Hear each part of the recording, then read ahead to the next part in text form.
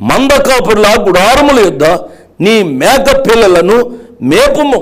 మంద కాపురుల గుడారములు అనగా శ్రేష్టమైన భక్తుల యొక్క జీవితాల యొద్ద నీ మేక పిల్లలను మేపుము. మీరు ఆలోచించారా? నీ గొర్రె పిల్లలను మేపుము అనలే.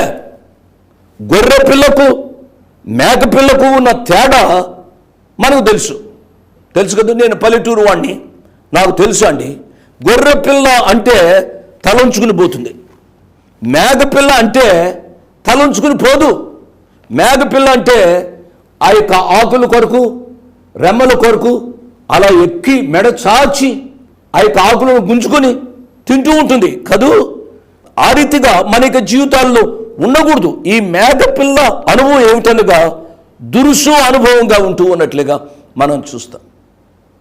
ఈ మాటలు చెబుతూ ఉంటే నాకు తప్పిపోయిన కుమారుడి యొక్క ఉపమానం జ్ఞాపకం వస్తుంది. లూకాసు వార్త 15వ అధ్యాయంలో మనం చూస్తే అక్కడ ఒక విషయం రాయబడింది. ఏమిటి అనగా ఆ యొక్క చిన్న కుమారుడు తండ్రి యొద్ద నుంచి వెళ్ళిపోయాడు. ఇదంతా మీకు తెలుసు. హృదయం కదిలింపజేసే సన్నివేశం. తండ్రి యొద్దకు వచ్చాడు. తండ్రి, నాకు వచ్చే ఆస్తి నాకు ఇచ్చేసే. అరే, నన్ను చూడరా, మీ అమ్మను చూడరా, ఇల్లును చూడు, బాబు వెళ్ళవద్దు అని ఆ తండ్రి ఆ కుమారుణ్ణి బ్రతిమలాడి ఉండి ఉంటాడండి. ఎంతమంది యవనస్తులు ఈ చిన్న కుమారుని వల్లే జీవిస్తున్నారు.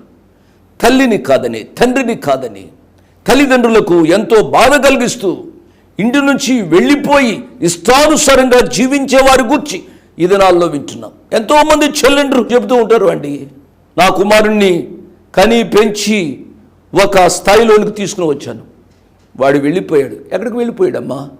ఎక్కడికి వెళ్ళిపోయాడో తెలియదన్నా. ఇంటి పక్క అమ్మాయి కనపడటం లేదు, ఆడు కనపడటం లేదు. ఎక్కడికి వెళ్ళిపోయారో తెలియదన్నా. ఎలా ఉన్నాడో అబ్బా. తల్లి హృదయం, కన్న తల్లి యొక్క హృదయం, పాలిచ్చిన తల్లి యొక్క హృదయం, పెంచిన తల్లి యొక్క హృదయం, తండ్రి ఎంత బాధపడుతున్నాడు.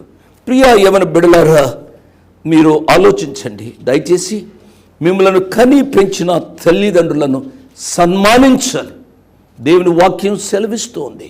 నీవు దీర్ఘాయుష్మంతుడు అగునట్లు నీ తల్లిని తండ్రిని సన్మానించుమా అని దేవుని వాక్యం సెలవిస్తుంది.